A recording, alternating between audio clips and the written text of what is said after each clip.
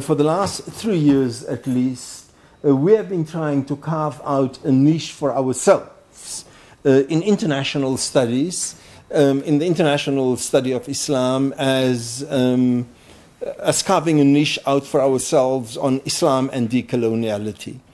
So, oh gosh, that sounds dreadful. On the one minute, I just accuse the universities, including our vice-chancellor, of kind of rushing onto a bandwagon. And at the next moment I says, yes, but we've been there for 3 years already. It sounds very kind of, you know, one-upmanship. It wasn't intended like that, okay? Professor Grosfoguel is Professor of Ethnic Studies at the University of California, Berkeley. He's been a wonderful friend for a number of years. And also a colleague of mine at the Critical Muslim Studies annual summer school that we have in Granada. I serve on the faculty there, and Professor Grosfoguel is the coordinator of that program. Other than that program in Granada, he's also the head of another program in Barcelona, also on decoloniality, but more. The one in Granada is more Islam and critical Muslim studies. The one in Barcelona is more in a broader political, social context.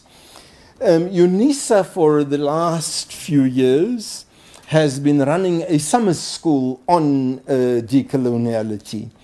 And sometime when the history of the Rhodes Must Fall movement gets written, I'm convinced that the seeds of that will be traced to the summer schools that UNISA have been running for the last 3-4 years. He's been a research associate of the Faculty of Science of Humanities in Paris. Is that a correct translation? I'm not going to try to do this French translation for many years. He speaks to us tonight on racist and sexist epistemologies and the 4 genocides, epistemicides of the long 16th century, the conquest of Andalusia and its implication for Westernized universities. A bit of a longish lecture. And Ramon, I didn't see you having any notes with you. A warm welcome to you. Over to you. Thank you. Give you a hand. Thank you. So basically, what I want to do today is relay my talk to the movement, okay? And to what it means to have, if you talk about decolonizing the university, you need to know what you are decolonizing from. That means you need to know what exactly is about the present university that is still a colonial structure, okay? And so we need to go over that to then know exactly what are we decolonizing from. Otherwise, we're just using a slogan that is empty, okay? And so this is what I want to discuss tonight. And despite the longitude of the title, the reason I put there Conquest of Al-Andalus as a, very visible there is because, of course, I've been invited to a religious studies by a religious studies department and wanted to put forward, the conquest of Al-Andalus as a foundational moment in relation to all these questions.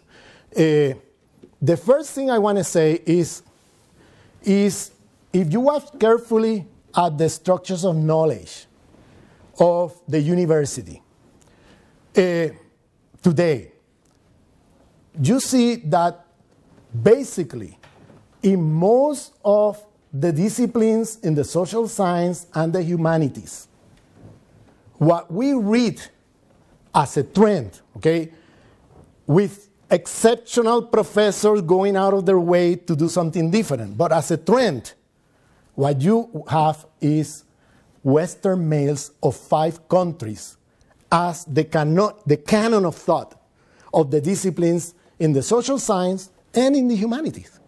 Okay? So that's what we get. We get Western males of 5 countries. This is an observation that I heard for the first time from Portuguese sociologist organizer and theoretician of the World Social Forum, Boaventura de Sousa Santos.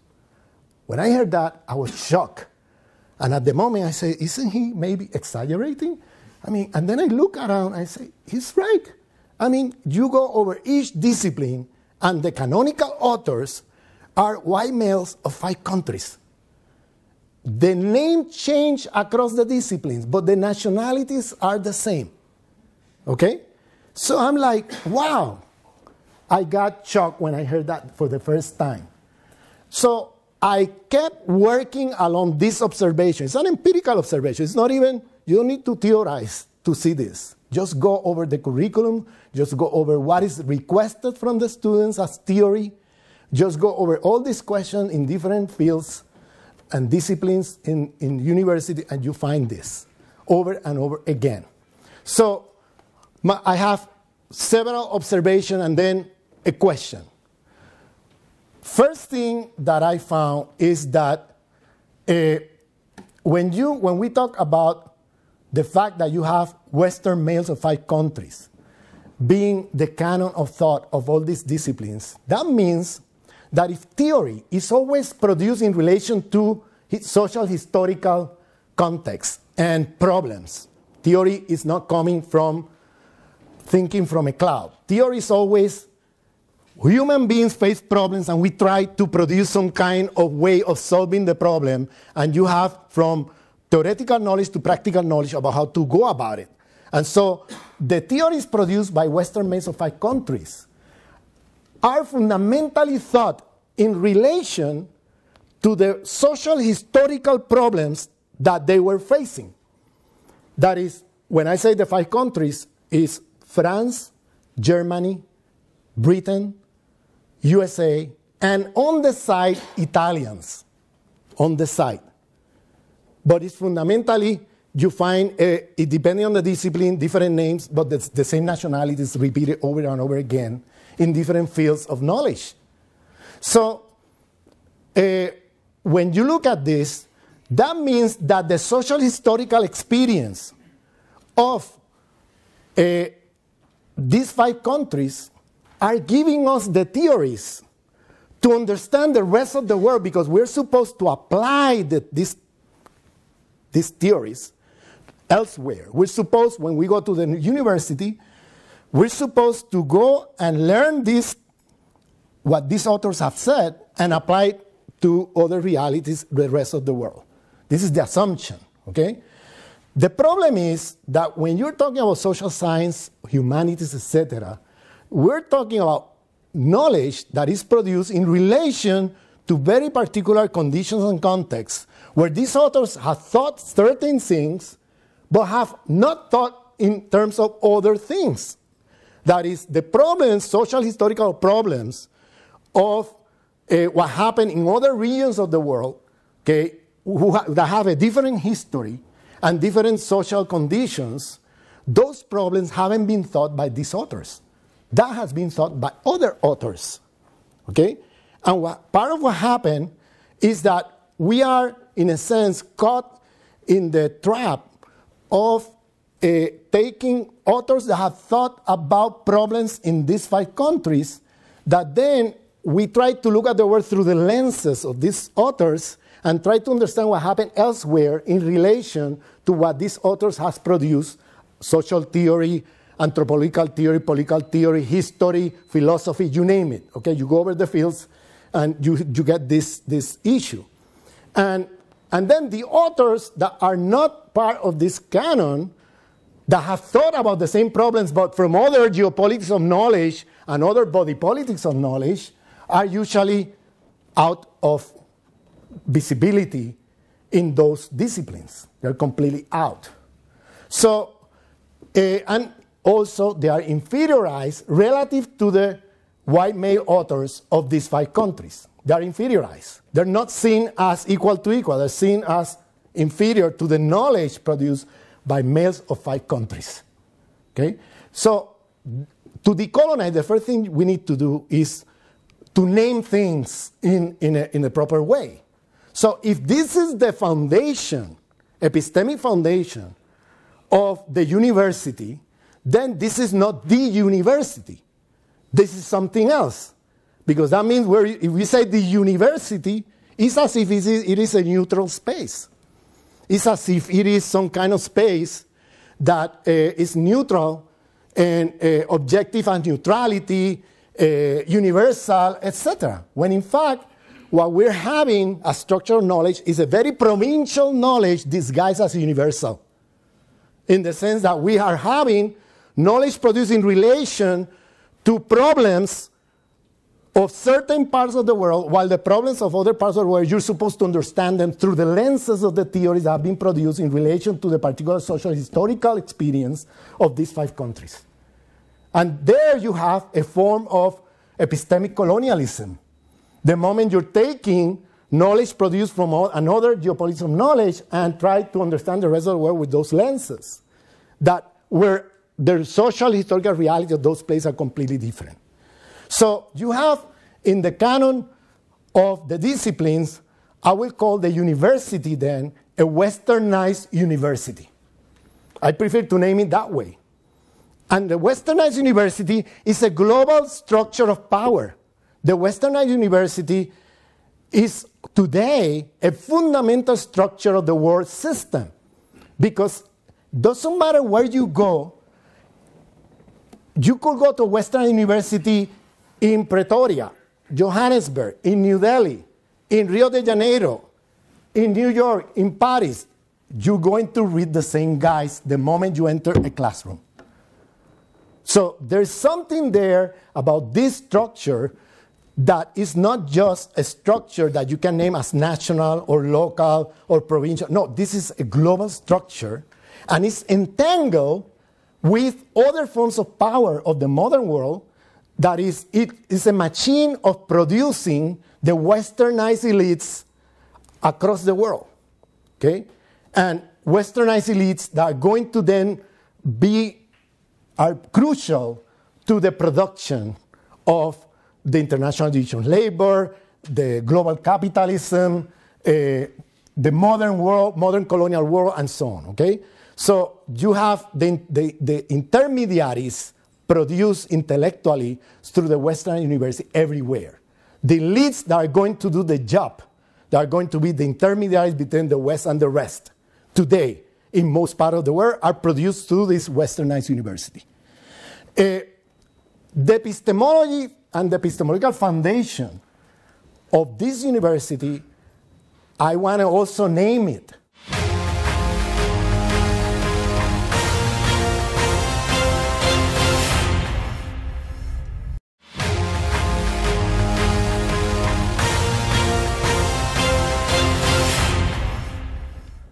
I call it epistemic/sexist epistemology.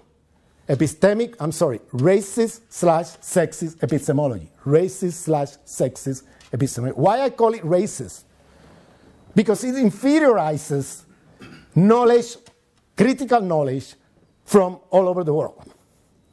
It makes us and construct as superior, okay, the knowledge produced by certain authors and inferiorize the knowledge produced by the rest of the world. So you have a hierarchy there of superiority, inferiority along the lines of epistemic knowledge and knowledge production in general, okay? And sexist because women are out of the conversation, including women of the 5 countries, are out of the canon of thought of the disciplines in Westernized universities, including women of the 5 countries, are out.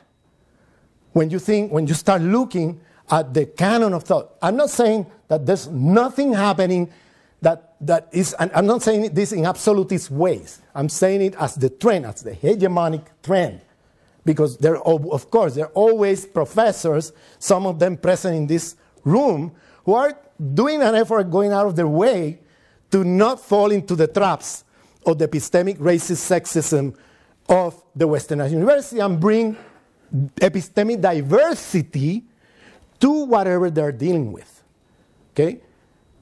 So in a sense, we're talking about epistemic apartheid, okay? Because, and that's one of the issues, that You could finish apartheid in terms of the juridical institutional structure, but apartheid is not finished if you still have epistemic apartheid in the universities going on, where you are completely putting walls to other forms of knowledge, okay, other critical thinking produced in from other locations in the world, including South Africa. Okay, I'm talking about critical thought. And frequently what you have is that these authors are out of the conversation and the privilege of white authors of the five countries. And you have exceptions to the rule, of course. I mean, and I'm not saying this, that doesn't happen. I'm just saying, what is it that is predominant? What is it that is hegemonic? What is it as a structure that the Western University, how is it organized in such a way that is privileging these authors, okay? And what I'm trying to say is that we're talking about a global structure of power, Western University, with a particular epistemology that I name as epistemically racist/sexist. Racist in the sense that exclude and inferiorize people from all over the world, okay, who have produced critical thinking in terms of all the fields of knowledge that you can find in a Westernized university, but they're not part of the canon, they're completely outside, okay, excluded from there, and consider some kind of inferior knowledge relative to Western minor five countries. And you also have the same thing, sexist, because all women are also excluded from the canon, okay? So the question now that I raise is, how did we get there? How is it that in the 21st century, we are still with structures of knowledge that are so racist, so sexist, okay, and so provincial disguised as universal? How did we get there? If this is not a natural process, and if we fall into the natural argument, then we fall into biological racism, that is natural that Western men will be the source of knowledge because they have superior knowledge or they're superior to the rest, then we fall into a complete racist argument. And if we don't want to fall there, then we need to make the question, a world historical question, which is, when and how did this happen? That's the question we need to raise. When and how this happened? How did we get to that trap? Okay? How is it, when did this happen? What are the world historical processes that produce the epistemic privilege of Western males of five countries? Okay? So that's the question I'm trying to answer tonight. And bear with me because it might seem as if I got lost in the conversation. Okay? I'm going to go to Al-Andalus. Okay? I'm going to go back in time. It might seem as if, oh, this guy got lost.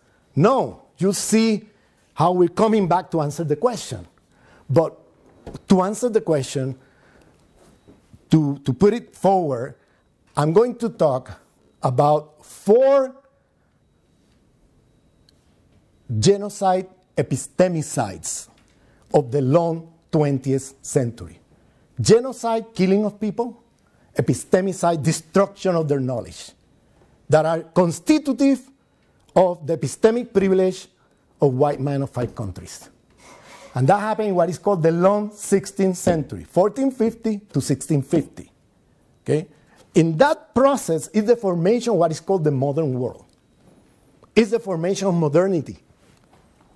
And in those 200 years, that is called the long 16th century because it's the foundational moment of the formation of the modern world, okay? What we call modernity, the modern world. And there are 4 genocide epistemics that I'm going to discuss now, okay, as to come back to answer the question. How did we get to such provincial, racist, sexist, epistemic structures of knowledge that are privileged in this structure I'm calling the Westernized University? So I'm going to begin with the conquest of Al-Andalus. And the conquest of Al-Andalus is I will call it a foundational moment. I'm not going to Al-Andalus to cry. Okay? That's Andalusia. Andalusia, I'm sorry, yes. Al-Andalus is the name of that part of the world that belonged to Islamic civilization over 800 years, that was in the south of Europe. It included part of Italy, Portugal, Spain, etc. And over 800 years was there, and it lasted the longer in the south of Spain, okay? And that's what it was known in the Islamic civilization at the time as Al-Andalus. Today we call it Andalusia, no? But we're talking about South Europe was part of Islamic civilization over several hundred years. And in particular, south of Spain lasted like 800 years, okay? Now, what is the war historical significance of Al-Andalus? I think this is very important. I'm going there not because I want to have some kind of romantic nostalgia, okay, and cry about the loss of Andalusia, that a lot of people in the Muslim world, for good reasons, are still affected by this, the fall of Andalusia. It's a major, major event that still Muslims around the world keep, in a sense, some kind of nostalgia about it. I want to go back there more because it's very important to understand a lot of things of the modern colonial world. Because the first moment of the European colonial expansion was not to the Americas. The first moment of the European colonial expansion was towards the south of Spain. It was towards the conquest of Andalusia, of Al-Andalus. And there they put in place very important strategies of colonization that you're going to see for the next 500 years. Okay? So this is why I'm going there, because I think we need to understand what happened there, because a lot of these methods of colonization were extrapolated elsewhere. If there was no European colonial expansion to the rest of the world, probably the history of Al-Andalus would have been just another conquest in history, and it would have no war historical significance. But the thing is that it has that war historical significance because after the fall of Al-Andalus, they went to the Americas. And after the Americas, they went to Asia. And after Asia, they went to Africa, and so on, okay? And that's why it suddenly acquires a war historical significance. If they would have just conquered Al-Andalus and stay there, okay, and there would be no European colonial expansion to the rest of the world, probably we won't be talking about it today, okay? But I'm talking about it because of this. So we have, first, we need to understand what was Christian civilization at the time, what was Islamic civilization. To understand in Europe, I'm not talking about India, I'm not talking about other parts of Islamic civilization, I'm talking about south of what we call south of Europe today.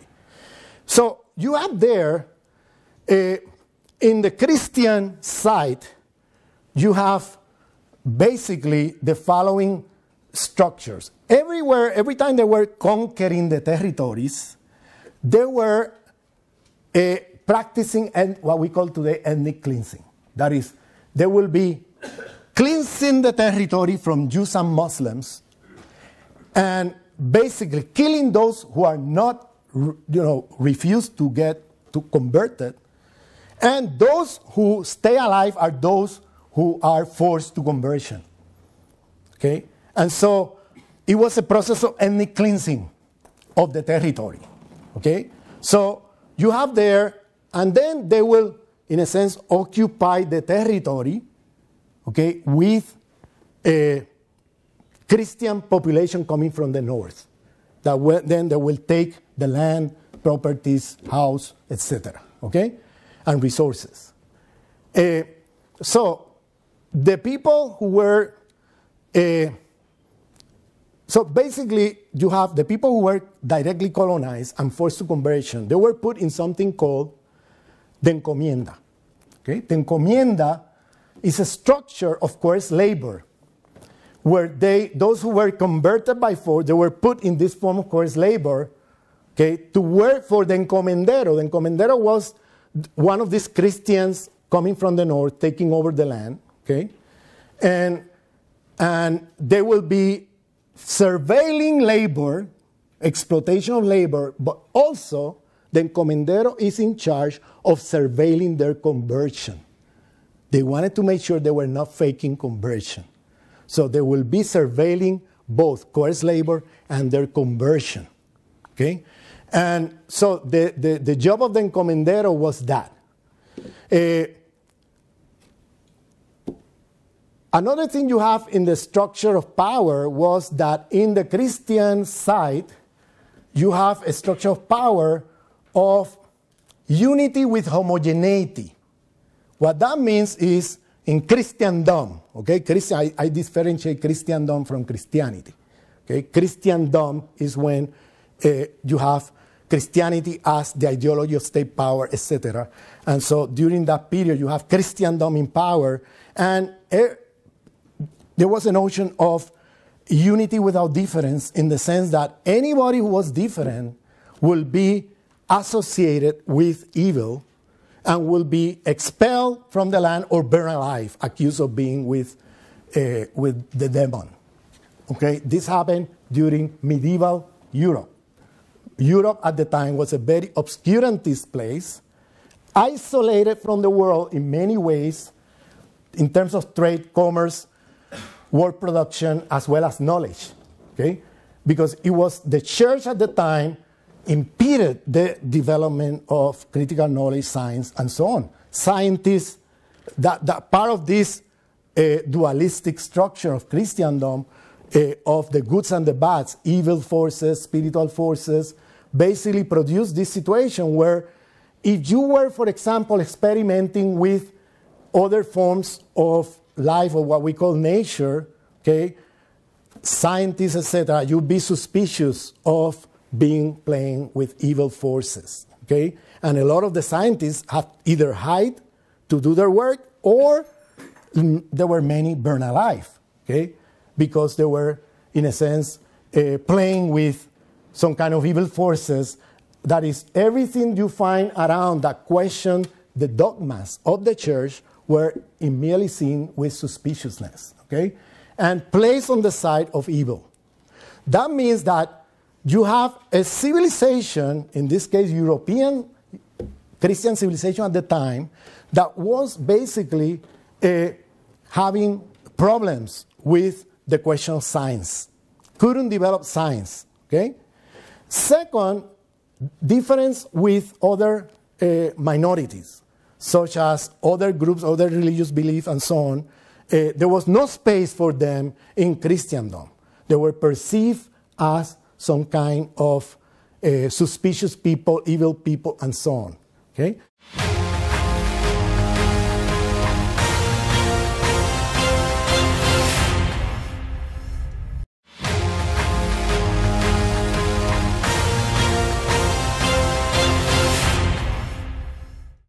Then you have also the, for women, for example, also women were also placed on the side of some kind of evil forces, okay, and suspicious of being part of evil forces. All of that was going on at the time on the side of Christendom.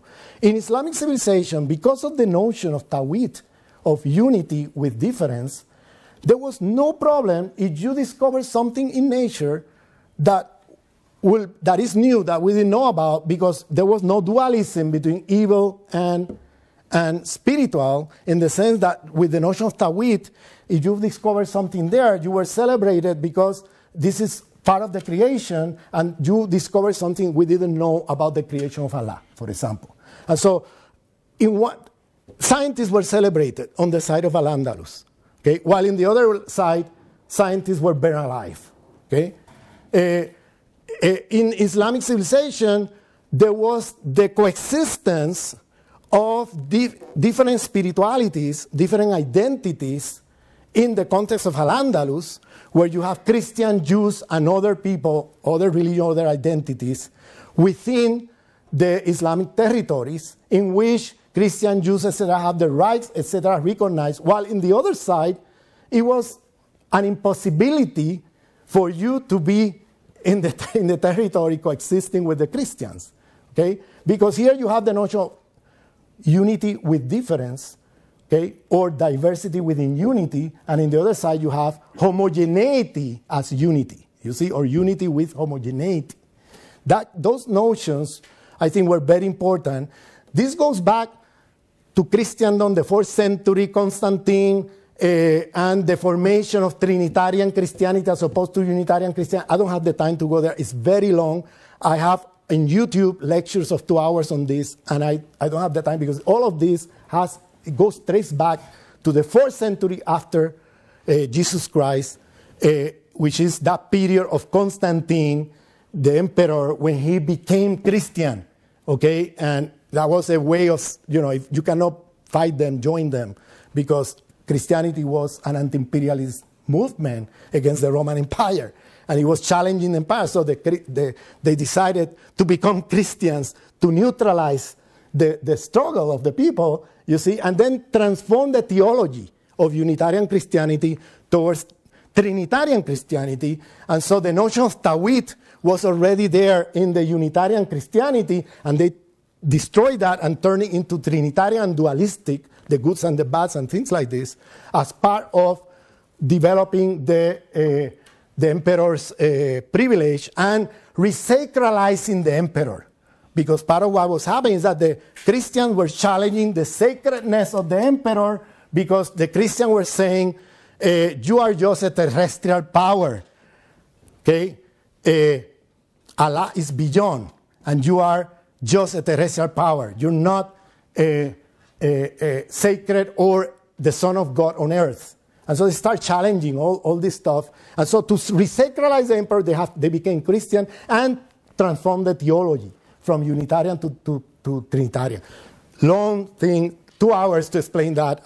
But just throw it there for you to keep it in mind, because the dualism of Christendom comes from that time, okay? And it was developed further. But the point is that you have at the time these two structures coexisting. In Islamic civilization at the time in Andalusia, there were, for example, right to divorce.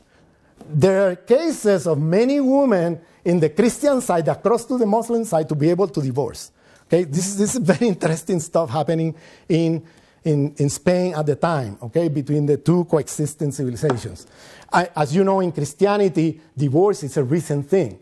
It's just 20th century thing, and still in many countries, it's still forbidden, Christian countries, okay? So, while in Islam, women could divorce. Women could have property, recognition of property rights for women, etc. So there was all these things happening at the time. And then you have also the recognition of difference of minorities inside the structure of power of the Sultanate in Andalusia, where Jews, Christians, other people were recognized in the rights, etc., while in the other side, there was an impossibility. So I'm just saying that just to understand a little about, okay, there is a conquest of one to the other, but the question is, we need to know what was being destroyed in the conquest and what was being replaced in that conquest. So we have some idea of what's going on.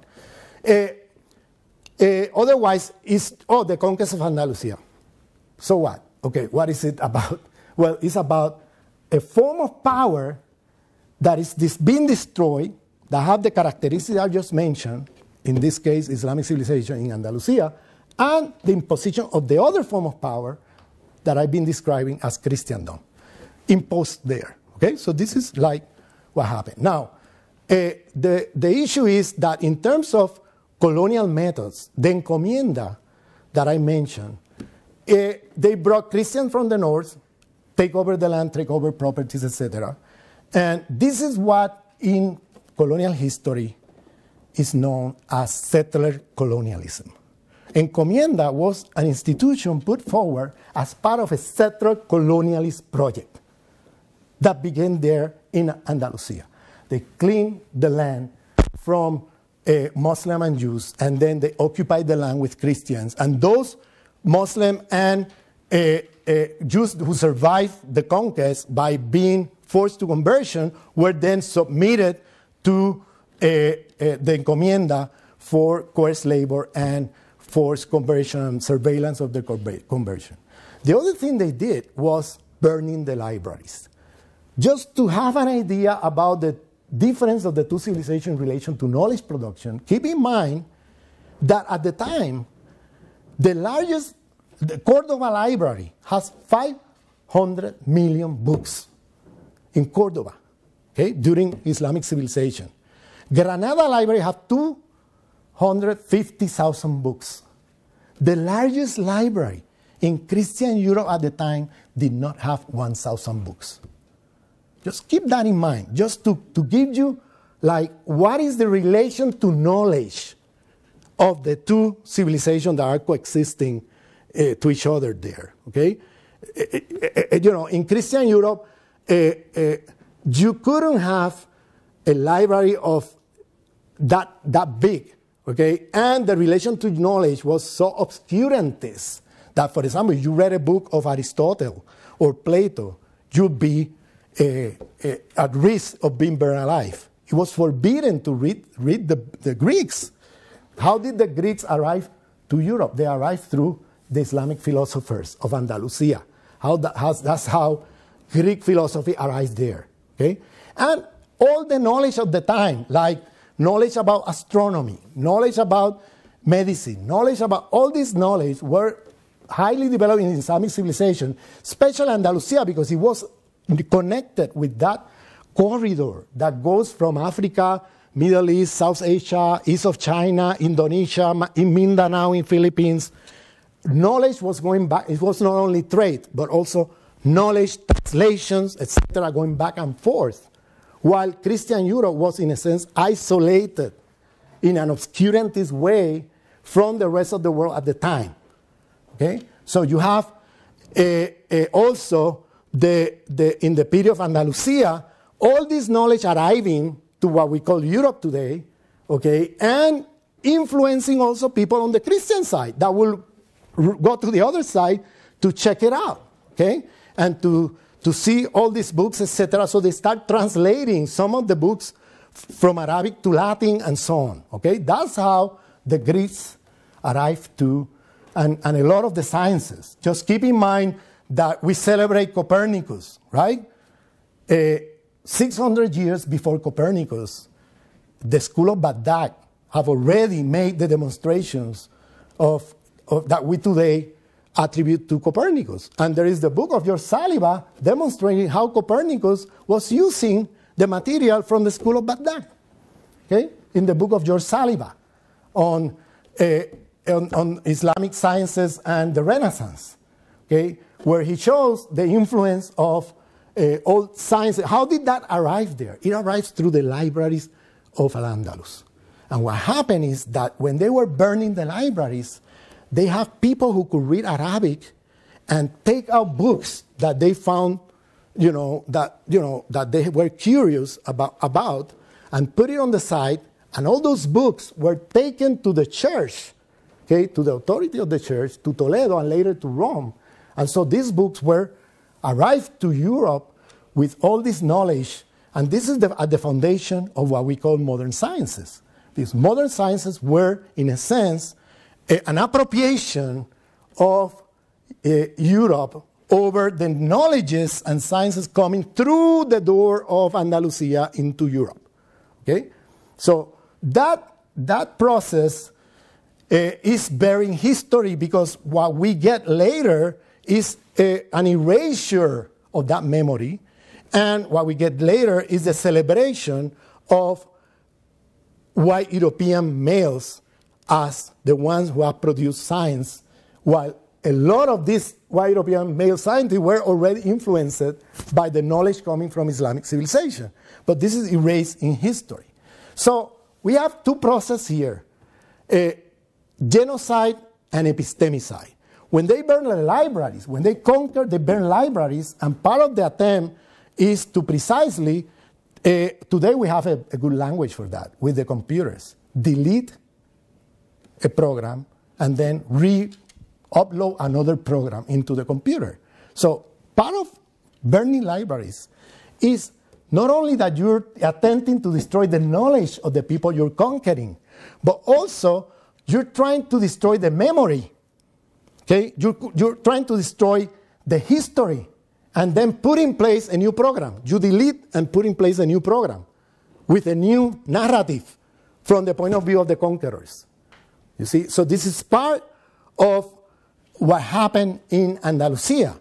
Okay, so look at this. We're talking about process of settler colonialism, already there in Andalusia through the encomienda. We're talking about a process of ethnic cleansing of territories and population.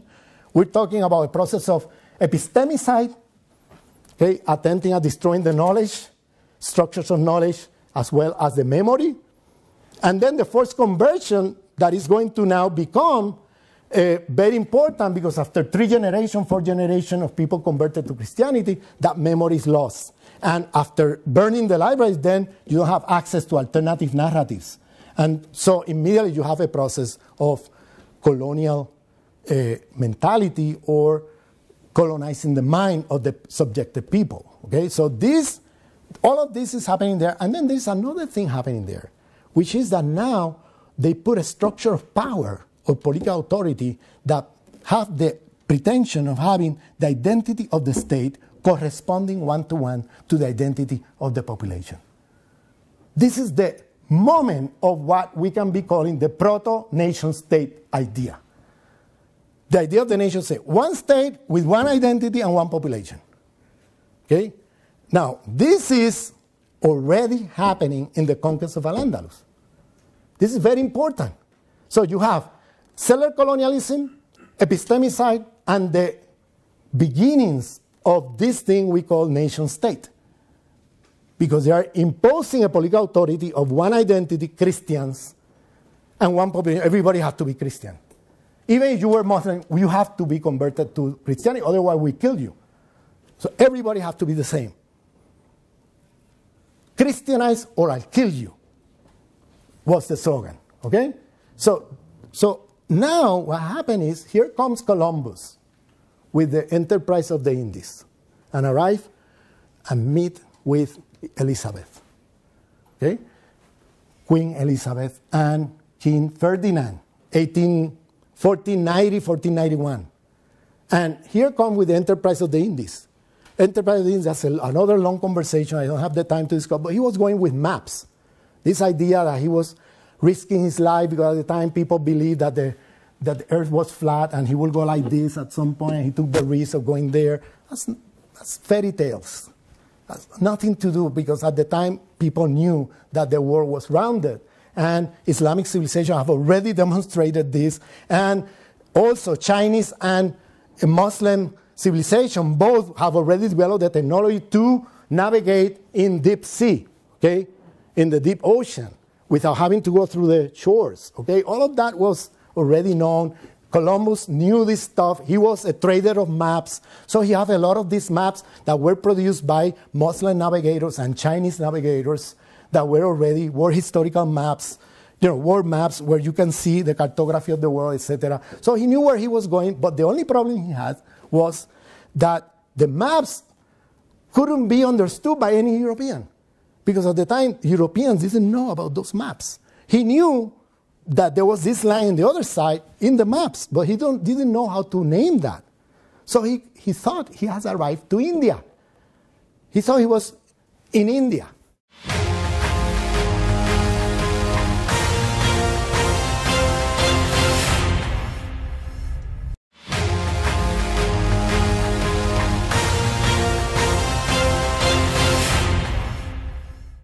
Indigenous people in the Americas, because of Columbus' geographical ignorance, are called Indians. Still today. Because he thought he was in India. And he died thinking he was in India. He never knew he was elsewhere. Okay? And they call all the population that's all there Indians. Okay? And this is a colonial term, of course. Because people over there didn't call themselves Indians. There was all kind of different identities. But they call themselves, they use the term Indian. And in that meeting, he tells the queen about this project, and the queen said, yes, but first we need to finish with Granada, the last sultanate of Al-Andalus, unify the whole territory into one crown, one identity, one population, okay, and then we go elsewhere. Make a long story short, January 2, 1492. January 2, 1492,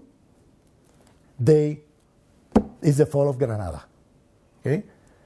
January 11, 1492, comes Columbus to the Palace of Alhambra.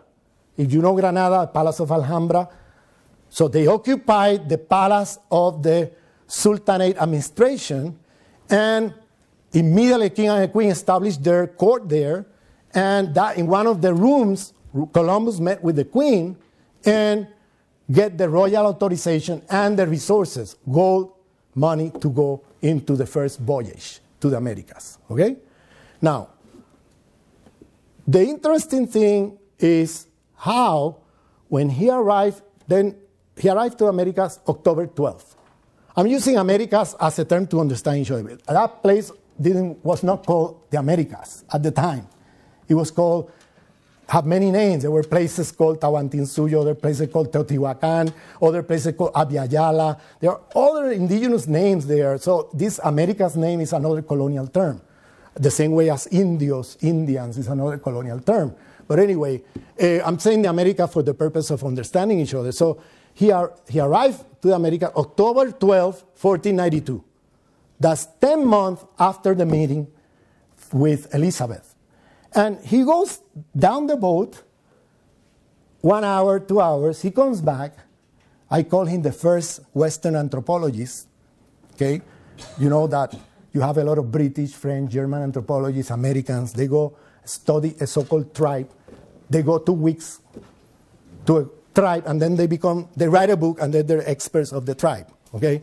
So it's like, you know, and this guy went down 2 hours, came back and put in the diary, these are people without religion. People without religion. He wrote that down. This concept of people without religion is going to create now, okay, a huge debate for the next 60 years. Because if I tell you these people have no religion, today in the 21st century, you might think I'm telling you that these people are atheists. But in the late 15th century, in Christendom imaginary, it has a different connotation. Humans have religion, have gods. God, one God, many gods, one religion, whatever. But humans have religion. You might have the wrong one. You might have the inferior God. You might have the inferior religion. I try to convert you. Okay? And they use the term purity of blood in the conquest of Al-Andalus, but purity of blood meant something different to what we mean today. Because purity of blood in the conquest of Al-Andalus meant, I want to know the genealogy of your family, to know if you're purely Christian, and if you're purely Christian, we don't surveil you, but if you have a grandmother that is Jewish, or a grandfather is Muslim, or whatever, we need to survey you to make sure you really converted. And they have a category to name the population coming from Jewish and Muslim background. At the time, Moriscos, Moors, was the term used to call the converted Muslims, and Marranos was the term used to call the converted Jews. Okay? So they have these categories to also classify the population, to make sure they surveil them. Even after 2-3 generations, they were already born Christian, they were already Christian, but they would surveil them if they were not. They wanted to make sure they were not practicing their religion, secretly or something like that, okay, or faking conversion, that kind of thing. So this thing was ongoing over several decades after the conquest of 1492, and in the Americas, something has happened, because when Columbus put there people without religion, what it meant at the time is if they don't have religion, that means they don't have a God. And if they don't have a God, that means they don't have a soul. And if they don't have a soul, that means they're not human. That means they're like animals in the fauna, in nature. Okay? And that classification of people without religion, that is people without a soul, became the first moment in world history where you have the production of a system in which the organizing principle of the political economy is based on this question of people with soul, people without a soul. people who are animals and people who are humans. This classification is already a racial classification. And that racial classification, watch carefully, because at the moment it was not color. It was a theological form of racism already. They were classifying the population based not on color, but based on if you have a soul or not. That was the way they did it at the time. And immediately they enslaved the indigenous population of the Americas. And that began a huge debate over 60 years, because there were voices inside the church saying, wait a minute, what if these people have a soul and we are doing these atrocities? We're all going to hell. So the debate began inside the church, because there were people inside the church saying, hey, what are we doing here? What if these people are human? Look what we're doing. Be careful. We might go to hell. And that debate began. The Spanish Empire have already made a decision, of course. They enslaved them, assuming that these are people without soul. Therefore, they are like animals in nature, like a cow or a horse that you can put in the labor process, you see. And therefore, they were classified in similar ways and put into slavery, you know, as any animal in the fauna, to do kind of jobs that were, you know, kind of animal-like. So that debate continued. It's a long history. I'm not going to go into all the details. But in 1552, the king of Spain, because of this debate, decided to put a trial, a tribunal, to decide over the methods of the conquest. And say, okay, are they really justified, or are they wrong and, you know, a sin in the eyes of God and that kind of thing? He puts the trial, 1552, the School of Salamanca in Valladolid, and the debate is between two theologians. At the time, the authority of knowledge was in the hands of the church, and they have two theologians to debate this, Gines Sepúlveda and Bartolomé de las Casas. Gines Sepúlveda was siding with the people who were already calling for these people have no soul, people without soul. Okay, Gines Sepúlveda. Las Casas was siding or claiming these people have soul, these people are humans, but they're barbarians that we need to Christianize. So you have here the two positions. Here, that trial has world historical significance for several reasons. First reason is here you have the two main discourses used by the West to colonize the rest. People without soul turned in the 19th century, when the authority of knowledge moved from the church to pseudo-scientific biology and natural science, turned from people without soul in the 16th century with theology as the foundation of knowledge to people without the human DNA in the 19th century with the new so-called pseudosciences, okay? With the Enlightenment process and turning into science as the authority of knowledge. From people without soul to people without the human DNA. Scientific racism in the 19th century, but it's a continuity from the 16th century.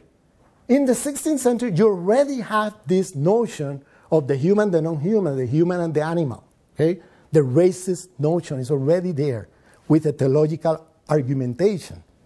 Later, it became scientific racism. And then the Las Casas position, barbarians to be Christianized, with pseudo-social sciences in the 19th century, white supremacist social scientists turn into, especially in anthropology, turn from barbarians to be Christianized, the Las Casas position, into primitive to be civilized. Primitive to be civilized. So look at the secularization of this theological Christian narrative in the 16th century, turned now into pseudo-scientific knowledge, okay? But you see the continuities there. That's one of the world historical significance of that trial, that it coined in a very clear way the two main discourses used by the West to colonize the rest. Today, in the social science, we use the term biological racism, which is the line of Sepúlveda, and cultural racism, which is the line of Las Casas. So you have these two lines. In the social science, we use these two terms today, okay? But it has a long durée, long history of several centuries, okay? Now, the other word historical significance of this trial is the question about, although in the long run, Sepúlveda won the trial, in the short run, the trial was won by Las Casas. So they decided, you know what, indigenous people might have a soul, but they're barbarians that need to be Christianized. Okay? They're barbarians that need to be Christianized. So what did they do? They took indigenous people away from slavery and put them in a form of coerced labor called the encomienda. They took the system of the encomienda from the conquest of Al-Andalus and they brought it to the Americas and implemented among indigenous people. Put them in a form of coerced labor, and the encomendero will arrive, surveil their exploitation of their labor, but also surveil their conversion, because these are barbarians to be Christianized. So they brought that from the conquest of Andalusia into the Americas. Okay? And then who is doing now slave labor? Now that you took all the indigenous people away from slave labor and put them in this other form of coerced labor, who is going to do slave labor now? That's when they decide to organize an industry of mass kidnapping of people in Africa, okay, and produce what I prefer to call the captive trade, not the slave trade. It's a captive trade. They kidnap people in the millions in Africa and through the passage took them to the Americas to be enslaved there. So this is not, we need to watch our language. This is not a slave trade. This is not African slaves. These are people who are free, were kidnapped, and took by force to the America to be enslaved over there. But in the language we have, many times we use this term, you know, this African slave trade and so on, when in fact it's as if there were, you know, Africans in the shore of, you know, the beaches of the Atlantic of Africa waiting, I'm here, I'm a slave, take me in a cruise to the Caribbean.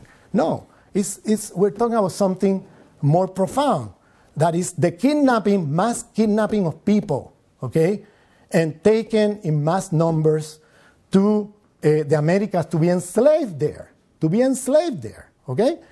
And then we have the other thing that happened in the Americas was that not only they went through this encomienda of Andalusia, extrapolated there, but also they burned their codices and they burned their quipus. What are the codices and quipus? These were the forms of writing and archival of knowledge of indigenous people. They didn't have what we know as a book. They do it through textile, the archival of knowledge through textile, and through imprinting hieroglyphics in a form of paper, okay, that were the codices. And all of this was burned by the conquest. So they brought from Andalusia these two methods, okay, of the encomienda, you know, and, you know, the ethnic cleansing and so on, and also the epistemicide, destruction of knowledge structures, okay, destruction of the archival of knowledge, okay. So all of this is happening in the long 16th century, okay, and then they went into the conquest of African people to bring them to the Americas at the same time, and in that process they killed millions of people in the process of kidnapping them in Africa, in the process of the passage in the boats going there, and in the process of being enslaved over there. There was a process of genocide there of populations at the same time that you have epistemicide, in the sense that they did not allow Africans to practice their spiritualities nor their knowledges. They were forbidden to do that in the context of slavery in the Americas, in the plantations.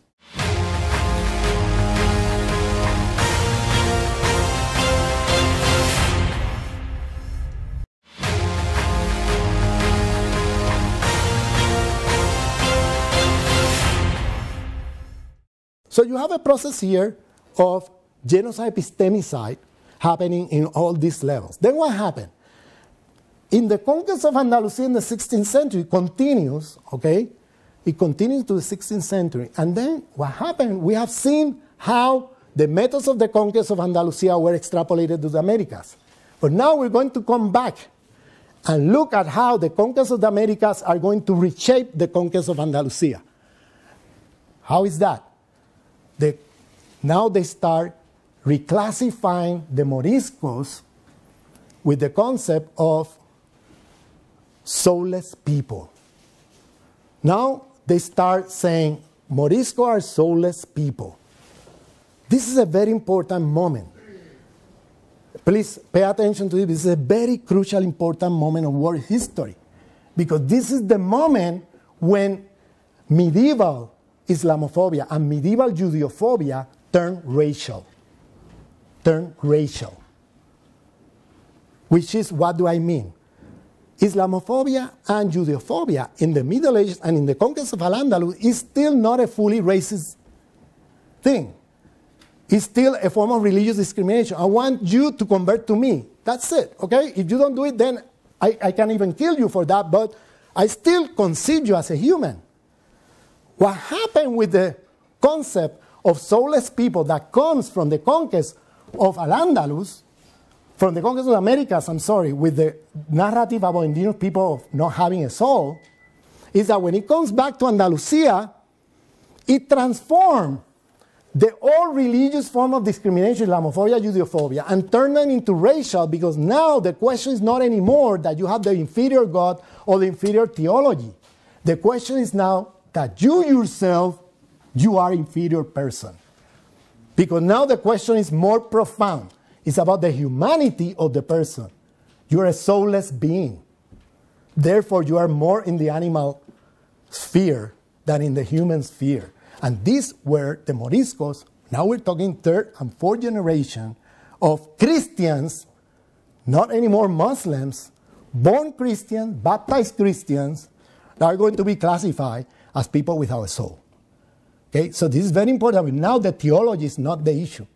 Now it becomes something else. And that something else is the question, the dehumanization of the population below the line of the human.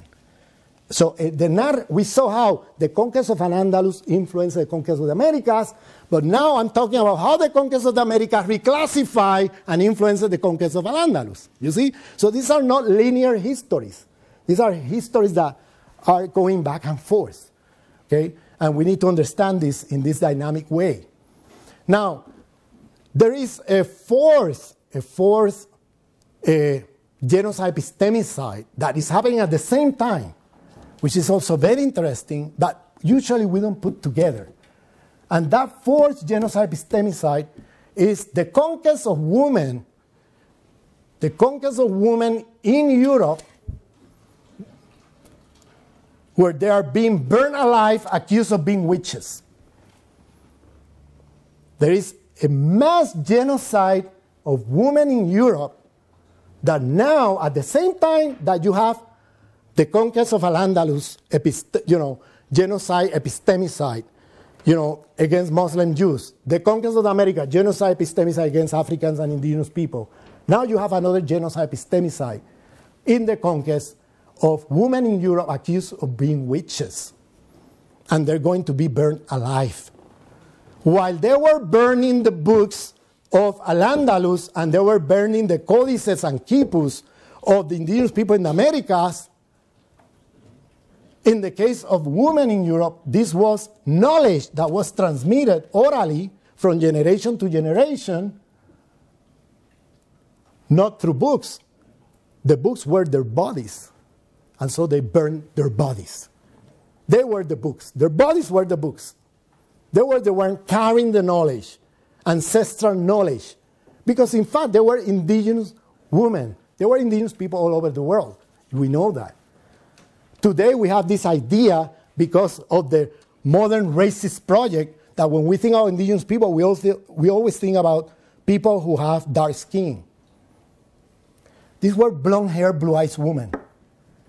But they were indigenous to Europe. They were not whites in the way we understand whiteness today. They were indigenous in the sense that they were practicing in terms of their cultural subsistence, in terms of their communities, in terms of their relation with other forms of life, in terms of their cosmologies, knowledge. These were sages. Indigenous women were sages who knew a lot about astronomy, medicine, the plants, all kind of stuff. And they have, in a sense, indigenous ways of living that were transmitted from generation to generation orally. And they have an autonomy in their community and a lot of power because of their knowledge.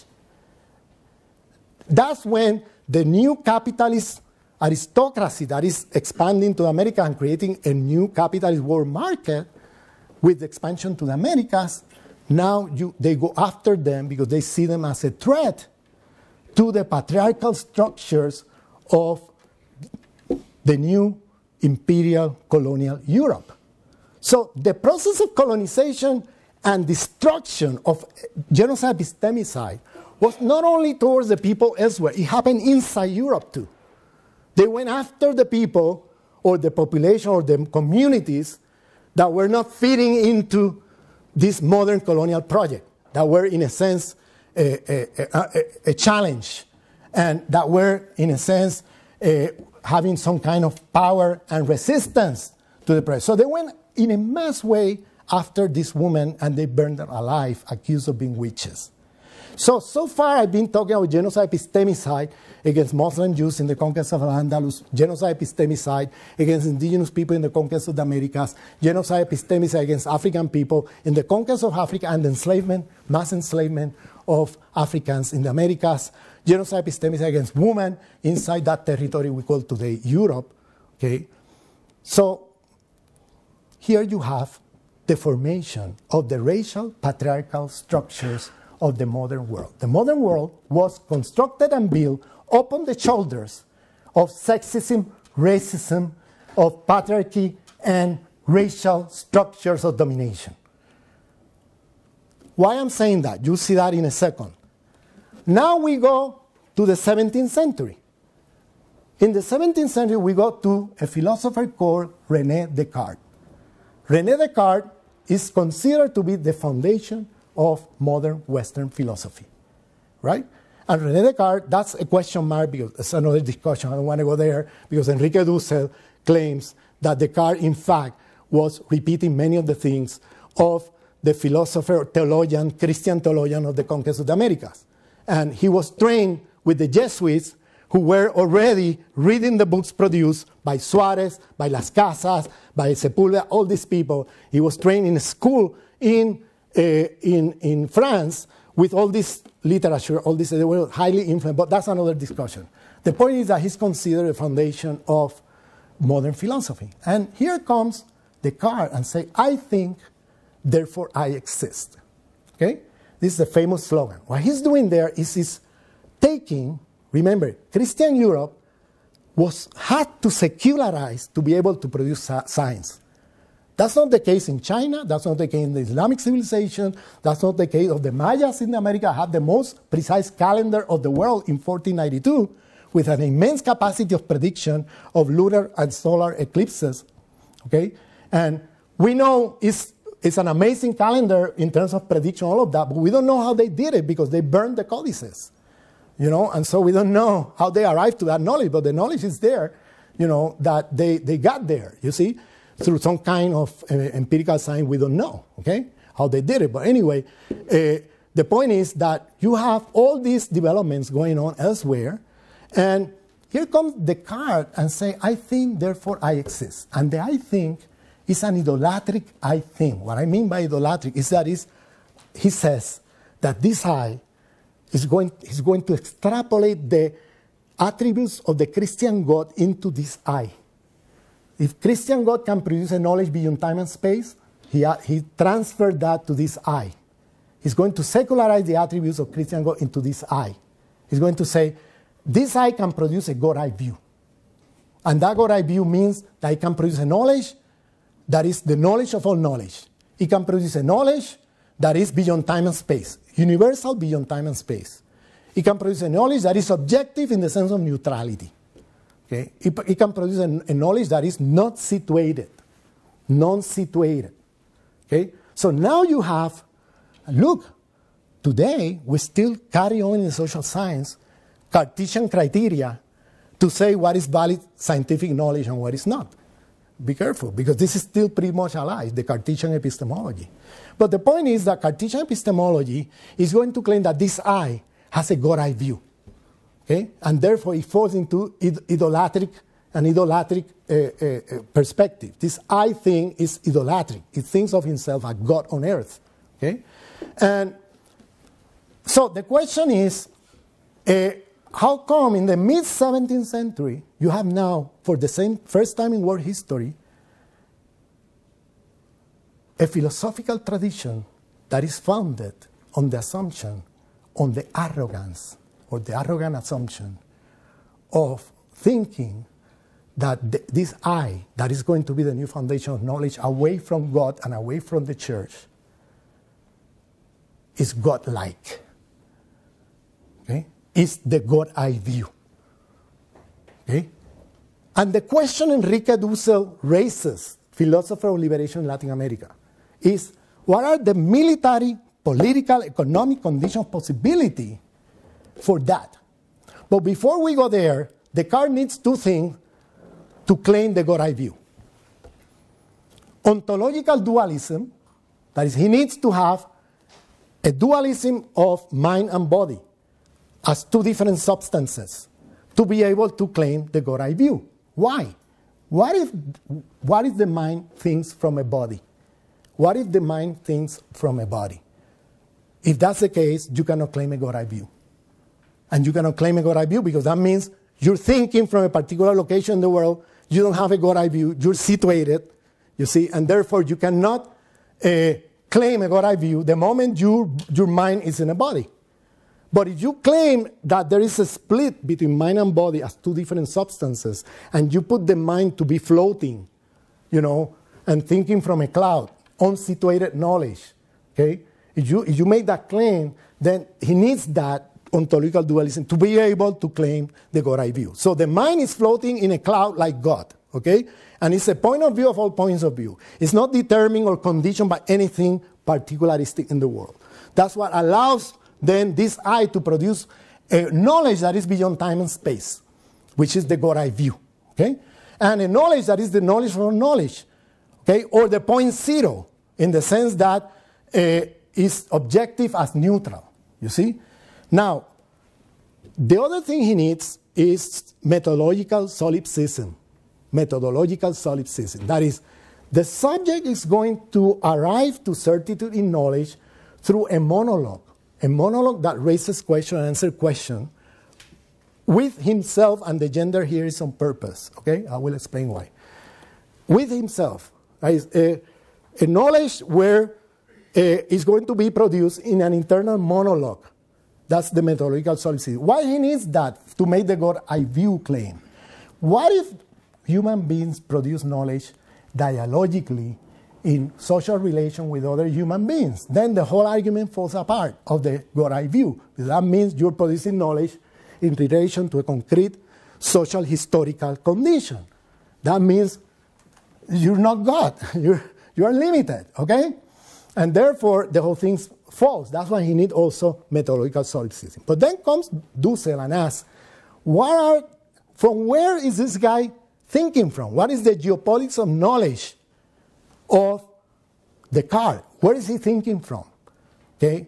Situating his knowledge, attempting to situate, I want to say he was doing this in the 60s, because later on, you have a whole literature in the 80s and part of the 70s of feminists also criticizing the Cartesian move of unsituated knowledge, but we have to recognize that Enrique Dussel was saying this way before, okay, just to clarify this, with the concept of geopolitics of knowledge, and say we're not thinking from an ego politics of knowledge like Descartes, unsituated, etc. We're thinking from a location in the world, and so there is a geopolitics and body politics of knowledge involved in everything we do. So there's some limits to how far can we go in knowledge production. We're not God, okay? God is beyond, in any case.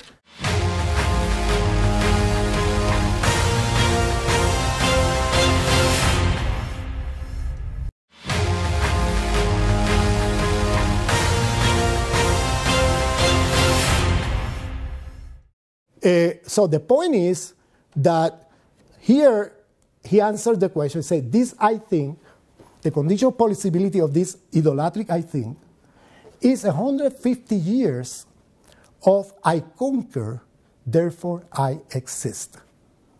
The I conquer, therefore I exist is the conditional possibility for the idolatric arrogance of the I think, therefore I am.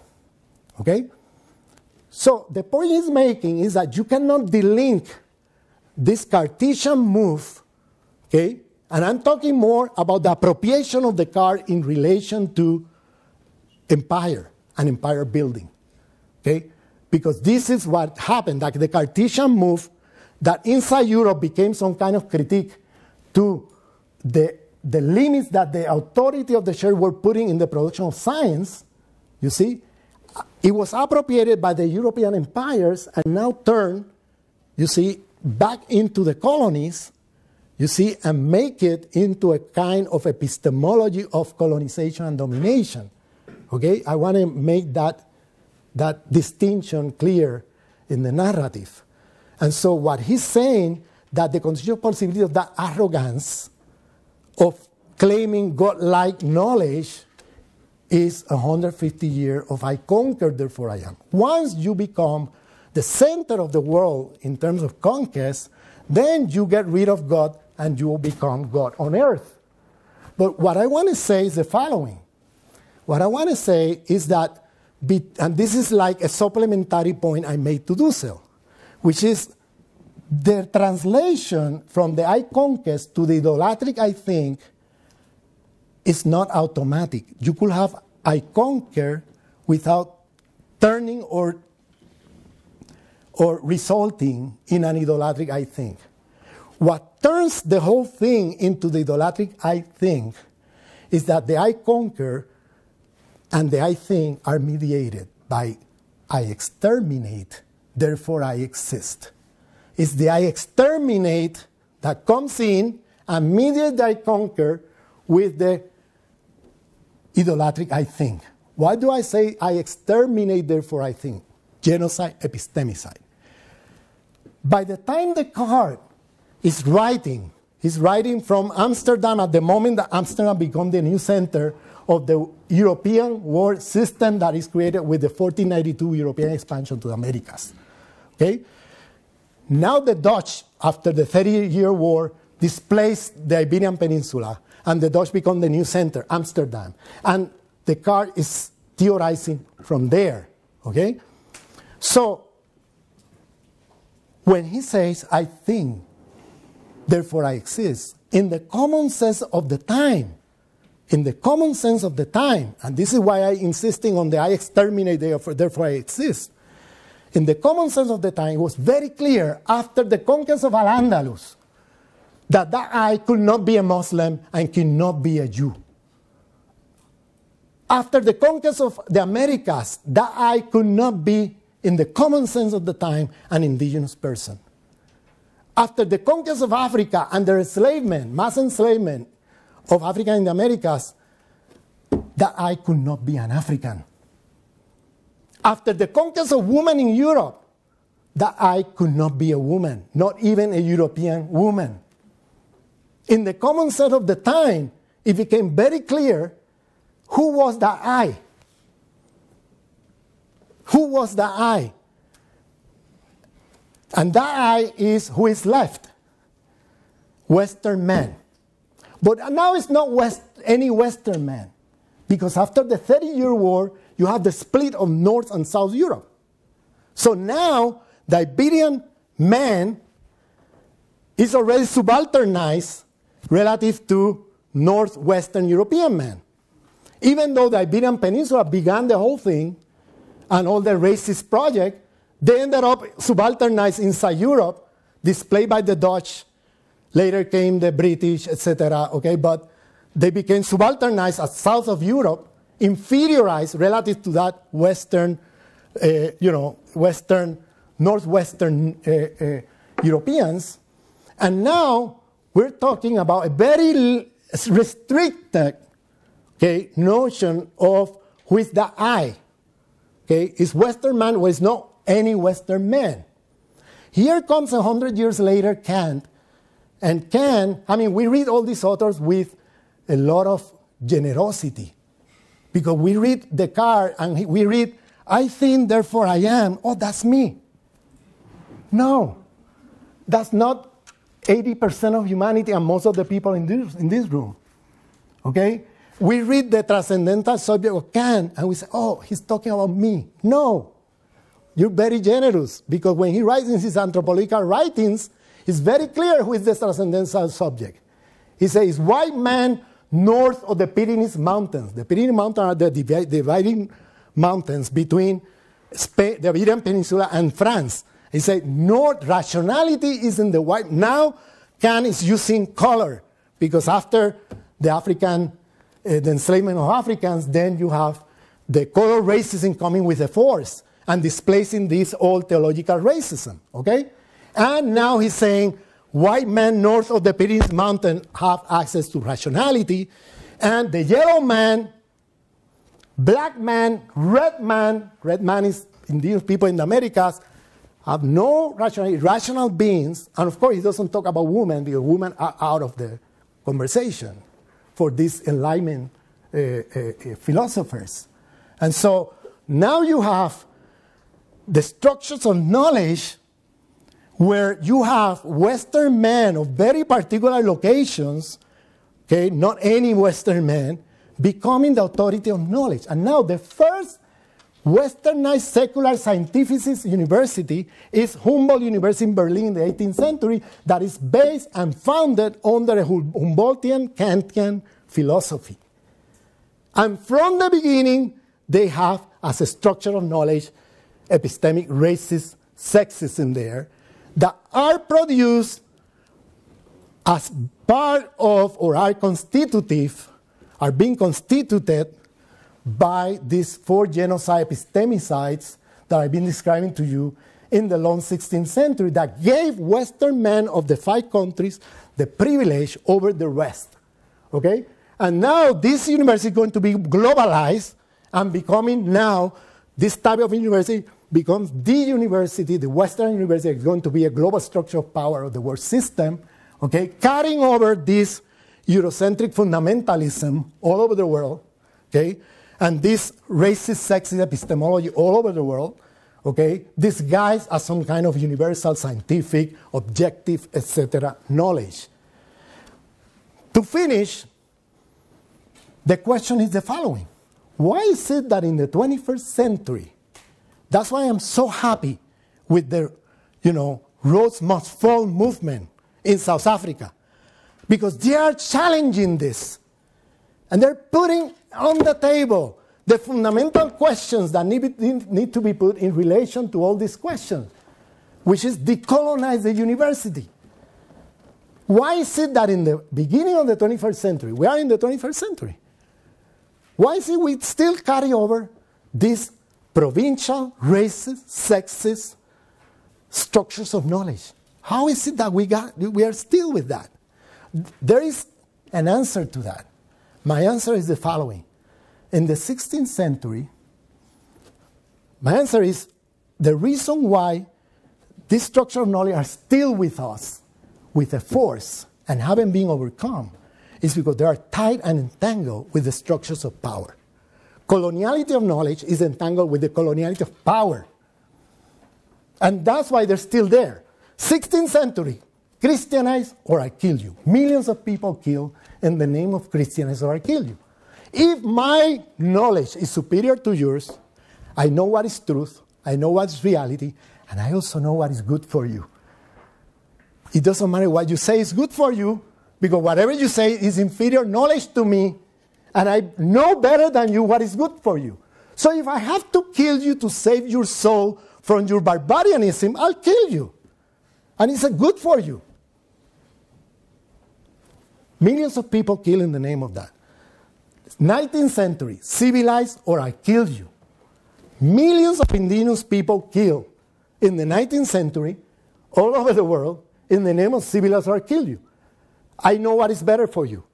You should get rid of that, the way you dress, the way you pray, the way you behave. the culture you have, the language. You should get rid of that. I try to persuade you. Through peaceful discussion. But if you don't understand through peaceful, I will have to use force. I know what is better for you. If you don't do it, then I have to kill you for the sake of progress and civilization. You are an obstacle to progress and civilization. So if I have to kill you, I'll kill you for the sake of civilization and progress. Millions of indigenous people killed. 20th century, develop or I kill you. You are underdeveloped. You don't know what development is. I know what development is. Here is the recipe. Open doors to transnational capitalist investments. Offer cheap labor. Okay? Allow for tax-free incentive for the companies. Open door for the exploitation of your resources. Here's the recipe. You resist, you don't like it. We'll have to do then something about it. We'll have to use force because I know what is better for you. I know what is better for you. So here comes the coup d'etat, military developmentalist dictatorships put forward all over the world, not just in Latin America, in Africa and in Asia, in the name of develop or I kill you. I know what is better for you. You don't understand by peaceful means, I will have to use force. And they impose military dictatorship, developmental military dictatorship all over the place. In Indonesia, in the first month of the coup d'etat, in 65, they killed 1 million people. First month of the coup d'etat. And this happened all over the world. Millions of people killed in the name of develop or I kill you. Here comes now neoliberalism. They know what is better for you. This is the economists of Harvard, economists of Chicago, Oxford, Paris, Sorbonne, etc. They know what is better for you in terms of the economy. And if you don't understand it by peaceful means, you have to understand it by force. Early 20th century, democratize or I kill you. Here comes, you are authoritarian, you're despotic, even though a lot of these dictators were put forward by them during the time of develop or I kill you. Putting all these developmentalist dictators there. But now they say, no, it's that you have a culture that is authoritarian and despotic. So democratize or I kill you. I come with the tanks, the airplanes to teach you democracy. Right? Millions of people killed in Iraq. Millions of people killed in Afghanistan. Millions of people killed today with the drones in Yemen, in Pakistan, in all over the place. We're talking about a civilization of death. This is a civilization of death, like indigenous critical thinker has always been reminding everybody in the world. This is a civilization of death. And it's a civilization of death not only because it has killed more human beings than any other, but also because it has destroyed other forms of life in a way that no other civilization have done. Okay, in the past, to the point that we don't know if we'll be able to be alive 100 years from now. We don't know who will survive Western civilization. And I say Western civilization. I didn't say, we humans are so destructive. I said Western civilization is destroying the planet. Because the West, when it's about their achievements, then they claim, we are the West, we achieved that. When it's about the bad things, they say, we're the human. We are humans. We are so bad. No. It's the West. Western civilization. Through this crazy dualism of nature, human. This division. Where nature is something exterior to the human. And nature is a means towards another end. With that cosmological Cartesian dualism, any technology you build with that rationality has in itself the destruction of life. Okay? Because you're going to just produce technology as the destruction of life because you haven't thought about reproducing life. Because you think of nature as something exterior to the human. As if you destroy nature and it won't affect you. Now, with other notions, such as, let's put Pachamama, who are holistic notions, or the notion of Tawhid in Islam, holistic notion. There are different forms of life coexisting inside one cosmos. And where there's no dualism in that sense, you have a different understanding of those forms of life that coexist with human life. And whatever you do in relation to these other forms of life, which are not nature and objects, but other forms of life, you need to take into consideration, okay, that the reproduction of life, that is what they call nature, is not anymore a means towards an end, it's an end in itself in those other cosmologies. And what I want to say is that if we do the decolonial shift, at least in that simple thing, like bringing a different cosmological understanding to the production of technology, because technology is never neutral to cosmology. If we bring a different understanding, a decolonial turn from the way we think with this dualistic, scientificist, Cartesian notion, destructive of life, and bring other cosmological understanding, we will have technologies that will have the rationality of reproduction of life.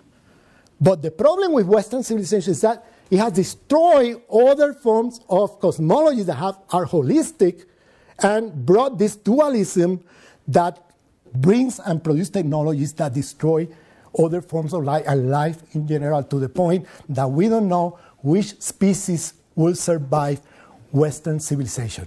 Not even the human species. We're sure that we will survive Western civilization. That's why I call it a civilization of death. Thank you very much.